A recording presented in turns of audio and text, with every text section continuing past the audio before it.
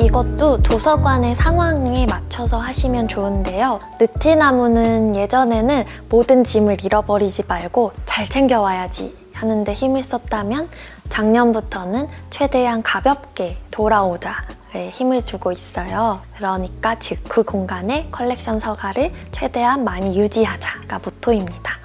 주인장들의 반응을 보고 여기에 서가를 오래 둬도 괜찮을 것 같으면 이제 골목에서 최대한 많은 사람들이 도서관을 만나도록 하고 싶다라고 주인장과 이야기를 하고요. 여행할 때 책을 가져가서 그때만 보여주고 다시 돌아온 다음에 책이 계속 서가에만 있는 것보다는 책이 좀 많이 상하더라도 바깥에서 여러 사람을 만나고 돌아오는 게 훨씬 좋은 것 같아요. 그래서 골목을 바꾸는 작은 가게들에서는 2주 동안 컬렉션 버스킹을 진행했는데 가게 주인장들의 반응이 되게 좋았어요.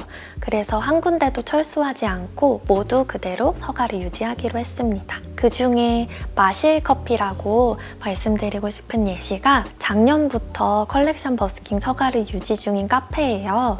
근데 손님들이 왔는데 컬렉션 버스킹 서가가 있고 느티나무 도서관이라고 붙여진 책들이 있으니까 아, 여기가 느티나무 도서관 2호점인가 봐, 이거 분관인가 봐 이러시기도 한데요. 근데 주인장이 그 얘기를 들으시더니 그럼 그냥 2호점 할까요? 해서 협약을 맺기로 했어요. 또 느티나무 도서관에서 빌린 책을 그 카페 근처에 사시는 분들은 마실커피에 반납하고 마실커피에서 빌린 책을 오히려 느티나무에 와서 반납할 수도 있게 진행을 하고 있습니다.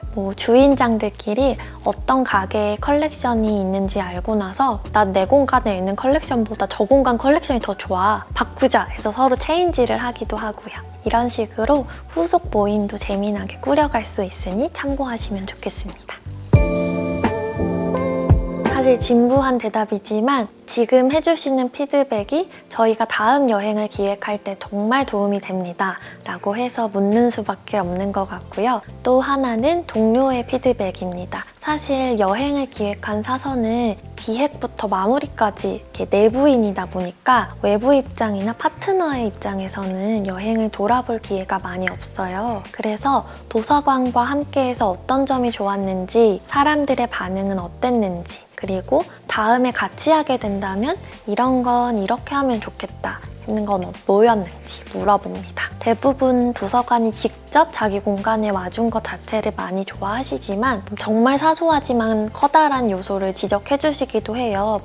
예를 들면 대출 반납 사인물이 여기 테이블 말고 저 끝에 있으니까 더 좋았어요 라든지 그 사인물 크기가 너무 작았어요 라든지 이런 피드백이 되게 많이 도움이 되고요. 처음에는 낯설었던 책들도 빼고 나면 그 서가가 너무 비어 보인다 해서 되게 섭섭해 하시는 분들도 많고요. 동료의 피드백은 오늘의 사서라는 일지를 사용하시기를 추천드려요. 오늘의 사서 일지는 현장 당번을 가는 사서가 하나의 문서를 공유해서 현장 기록을 적는 건데요. 그 일지를 꼼꼼하게 읽고 동료 사서들의 이야기를 기다리는데요. 이 동료 사서들도 마찬가지로 여행자지만 조금 더 외부의 시선에서 이 여행과 공간을 봐줄 수 있거든요. 특히 공간 세팅 같은 데서 동료들이 하는 피드백과 조금씩 손을 보태주는 게 되게 완성에 큰 도움이 됩니다. 또 컬렉션 버스킹을 기획하는 사서가 있다면 동료나 공간 파트너한테 이런 내가 볼 수 없는 걸 봐달라 하는 부탁을 꼭 해보시면 어떨까 싶어요. 예를 들면 대출할 수 있다는 안내문이 누가 알려주지 않으면 모를 정도로 작아요. 그러면은 이거는 내부의 입장에서는 그냥 내가 만들었으니까 그걸 잘 모르거든요. 근데 남이 볼 때는 여기가 너무 작다, 더 커야 한다 라는 되게 중요한 피드백을 줄 때가 있어요. 이번 버스킹에서도 대출 반납 안내물 피드백을 듣고 좀 되게 크게 키웠는데 그 다음날 바로 대출률이 2배로 뛰었습니다. 컬렉션 버스킹 가게들마다 저희가 디자인을 달리해서 책갈피를 만들었다고 말씀을 드렸는데요. 이제 저는 책갈피를 만들었으니까 그거에 너무 집중하느라고 그걸 어떻게 사용할까에 대한 건 살짝 힘이 빠졌었어요. 근데 오늘의 사서로 갔던 동료가 보기에 서점의 큐레이션 방식처럼 책갈피마다 책을 하나 소개하는 문장이나 인상 깊은 한 구절을 적으면 어떨까 싶었대요. 그래서 오늘의 책을 사서 당번을 도는 날에 가게를 돌면서 책을 한 권씩 한 권씩 보고 이 컬렉션은 이럴 때 읽으세요. 이 책은 이럴 때 이렇게 적어줬어요. 그런데 다음날 가니까 동료들만이 아니라 일반 시민들이 적은 책갈피도 되게 많아진 거예요. 그래서 어떻게 보면 작은 반응이지만 저한테는 대단히 중요했고요. 책을 소개하거나 한 구절을 적으려면 그걸 읽어야 하는 거잖아요. 그 책을 우연히 만난 누군가가 시간을 내서 글을 쓸 정도로 좋았다는 건데 그런 만남이 우리가 여행하지 않았으면 없었을 일들이니까 이런 이야기들을 많이들 접했으면 좋겠다 싶습니다. 컬렉션 버스킹은 도서관 바깥에서 열잖아요.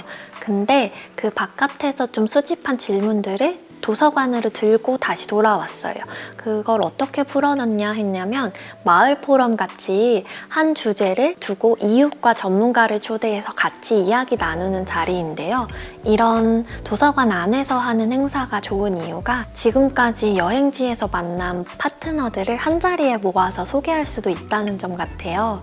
일정상 쉽지는 않을 수 있지만 도서관에서 여행을 끝낸 사서가 한번 그 같은 주제로 포럼이나 북토크 같은 걸 한 번 더 진행해 보셔도 좋을 것 같습니다. 후속 모임이나 행사가 여행에서 만났던 인연을 계속 이어주는 역할을 하기도 하거든요. 예를 들면 골목을 바꾸는 작은 가게들의 한 떡집은 주인장이 미니멀 라이프나 간소한 삶에 대해 되게 관심이 많으셨어요. 그래서 저희가 심플 라이프는 결코 단순하지 않다 라는 컬렉션을 뒀었는데 이 컬렉션이 골목에서 히트를 쳤어요. 근데 버스킹이 끝난 다음에 이 가게 주인장이 후속 모임으로 이 책을 읽는 모임을 만들자 해서 컬렉션 중에 나는 단순하게 산다라는 약간 고전이 있는데 그 책을 자기 가게에서 돌아가면서 읽는 낭독 모임을 열었습니다. 그렇게 연이 닿으니까 도서관에서 행사가 있으면 떡도 저희가 사러 가고 주문한 떡을 주인장이 배달해 주시면 책을 빌려갈 수 있게 저희가 심플 라이프에 관한 책이 있으면 이렇게 한 권 꽁쳐뒀다가 한 번이라도 더 말을 걸고요. 이게 모두 컬렉션을 도서관 안에 가져와서 반영하는 법 같습니다. 되게 어려운데요. 책 한 권이 한 사람한테서 닿는 뭔가 조금이라도 변화시키는 순간을 볼 때인 것 같아요.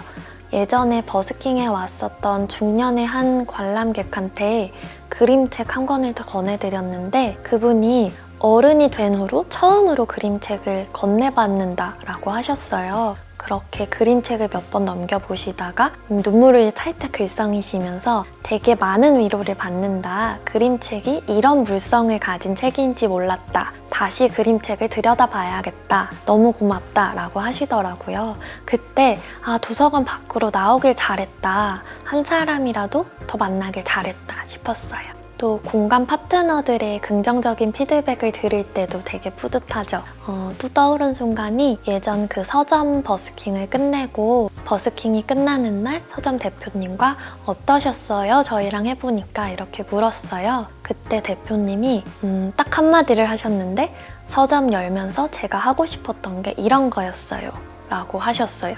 근데 그 말이 버스킹을 계속할, 여행을 계속할 큰 원동력이 됐던 것 같습니다. 지금까지 느티나무의 컬렉션 버스킹 경험담을 나눴는데요. 앞으로 여행할 도서관 사서들한테 도움이 됐으면 좋겠습니다. 매뉴얼을 보면서 궁금한 점이 있거나 영상을 봐도 풀리지 않는 질문이 있다 하면 언제든지 느티나무 도서관으로 편하게 연락주세요.